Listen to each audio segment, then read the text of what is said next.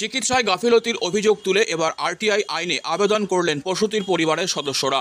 সোমবার জলপাইগুড়ি মেডিকেল কলেজের এমএসভিপি দপ্তরে পরিবারের তরফে এই আবেদন জমা দেওয়া হয়েছে।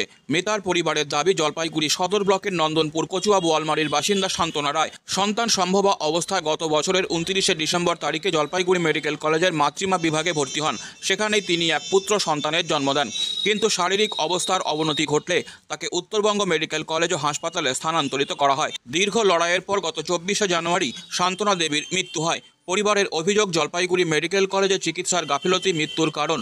তাই আরটিআর এর মাধ্যমে তারা জানতে চেয়েছেন চিকিৎসা চলাকালীন দায়িত্বে থাকা চিকিৎসকদের তালিকা, প্রসূতির চিকিৎসায় ব্যবহৃত ওষুধ ও চিকিৎসা পদ্ধতির বিশদ বিবরণ, তদন্ত কমিটির রিপোর্ট।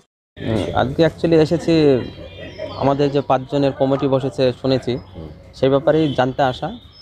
প্রথমত আমরা এমএসভিপি সাহেবের সাথে দেখা করতে এসেছি, দাদাও এসেছিল। দীর্ঘক্ষণ বসে থাকার পরে ওনার দেখা মিলল না। অবশেষে আমাদের বলেন যে উনি চলে গেছেন। তারপরে আমরা যে সেনবাবু আছে ওনার দ্বারস্থ হই এবং উনিও দেখা করতে সাফ মানা করে দেয় যে আমরা দেখা করতে পারবো না, এমনটা বলেন। তখন বুঝতে পারি যে কিছু অগ্রগতি হচ্ছে না, তদন্তের কোনো তথ্য আপনি জানাচ্ছে না। সেখান থেকে দাঁড়িয়ে আমরা তৎক্ষণাৎই ভাবলাম যে আমাদের এখন কি করা উচিত। তো ভেবে যেটা নাগাল পেলাম সেটা হচ্ছে, ভাবলাম আমরা আরটিআই করে দেখি।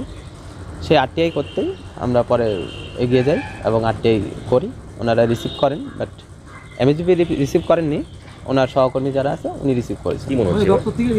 হ্যাঁ, সেখান থেকে মনে হচ্ছে আরটিআই করেছি। এবার এখান থেকে ওনারা কিছু তো বলবেন যে আমরা কেন করেছি।